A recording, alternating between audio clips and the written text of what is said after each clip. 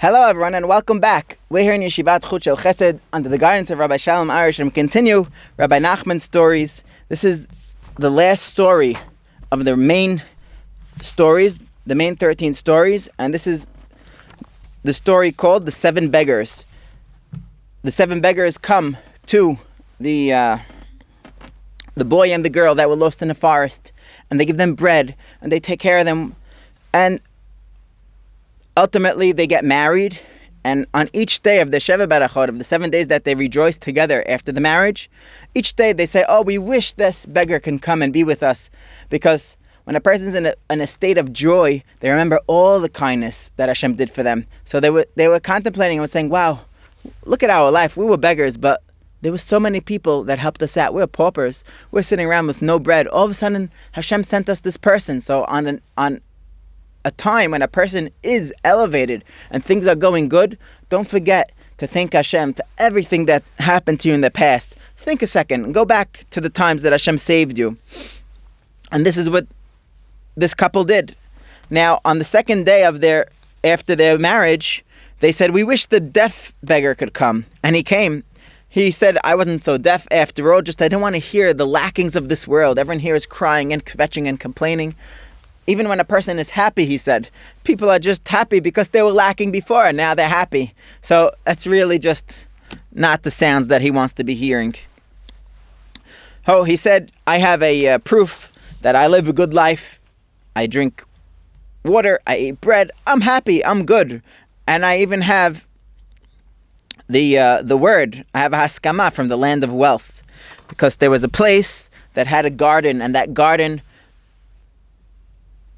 lost its gardener, which is the gardener was representing the tzaddik. And this tzaddik went away who took care of the souls of the people. Know how much water each one should get, how much sunlight, how much shade, when should it get it, at what point of the day.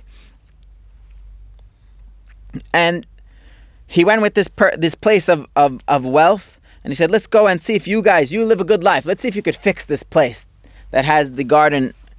But the evil king, a cruel king, which is the evil inclination, planted 3 types of servants, and he said to do certain things, and they messed with people's sense of taste, people's sense of smell, and their sight. Almost sounds like COVID. Meanwhile, the people of the land that had the garden began to look for ways to remedy their senses that had been ruined. They wanted to fix their sight, their taste. Their conclusion involved the land of wealth, which was now coming towards them. It seemed that their lost gardener had the same roots as the people of the land of wealth, who also had a good life. Therefore, their plan was to send a delegation to the land of wealth, who would certainly be able to help them. They sent messengers to the land of wealth. Along the way, the messengers met the people of the land of wealth, with whom they were coming towards them. So, again, it could be a mistake here, but they figured money can solve everything, and we're going to go to the land of wealth, and they're going to help us find a proper gardener. Where are you going? They asked the messengers. We are going to the land of wealth, they replied. We want them to help us. He said, we ourselves are from the land of wealth. We are on our way to you. I said to the others, actually, you need me. This is the deaf beggar talking. You cannot go there yourselves. As you had already seen, you stay here. I will go with the messengers and help the land. I went with them, and we came to the city in the land. When I arrived, I saw a few people come and began telling jokes. Then other people gathered around. They told jokes, giggling and laughing. When I listened more carefully, I realized that they were telling absence jokes, which is really nivul peh.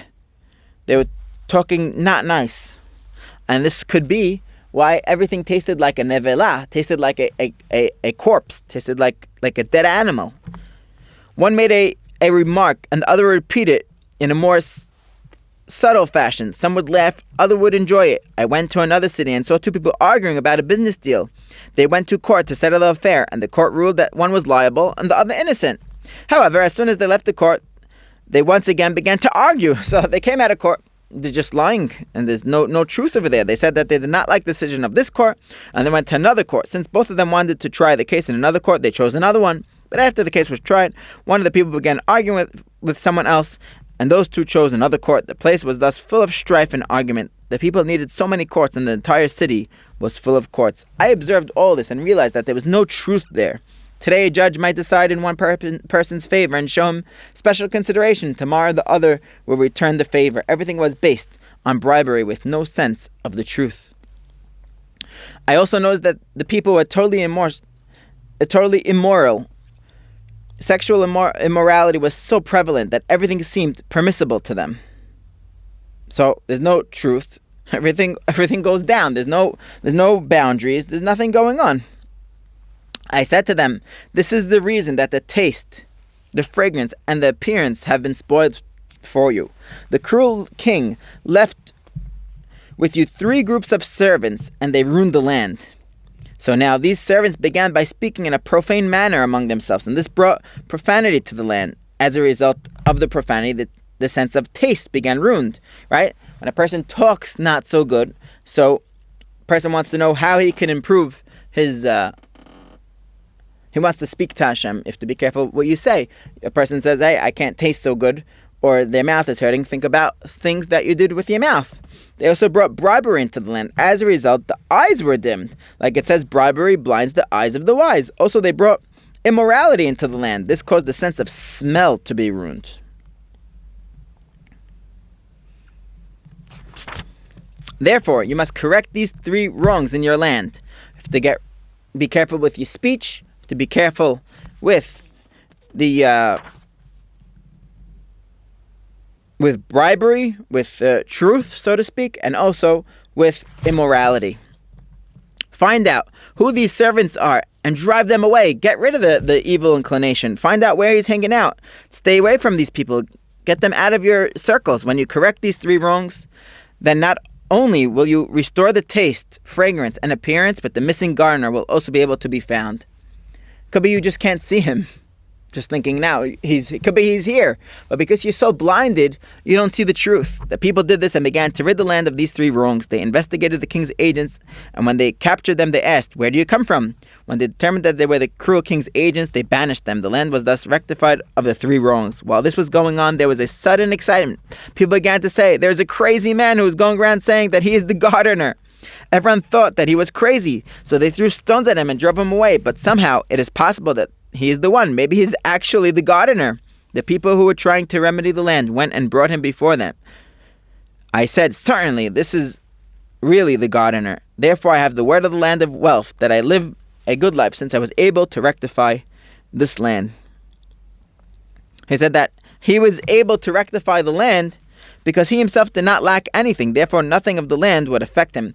If he had a deficiency in his holiness, in his if he took bribery, if he didn't live a life of real truth, if he wasn't careful with his speech, then all these things would affect him. But because the tzaddik is able, and he rectifies himself, and he purifies himself, therefore he's able to go and help the people that are in the lowest places. Why? Because it doesn't affect him. So to speak, Hashem is so awesome. Yet you could find Hashem in the most darkest, dirtiest places. How is that possible? Because these things don't affect Hashem. So to the tzaddikim, they strive to act like Hashem, and these things don't have anything to attach themselves to, because it just doesn't speak to them. He doesn't want to hear these things, these lackings, these echoes, these sounds. They're not sourced in holiness. It has no way to latch on to the deaf man. When he finished speaking, there was a great joy and tremendous rejoicing. Similarly, all the beggars were to return and come to the wedding, giving the couple wedding presents that they should be like them. What they had originally given them as a blessing, they gave as a wedding present. The first one thus gave them the gift of long life, while the second one gave them the gift of a good life.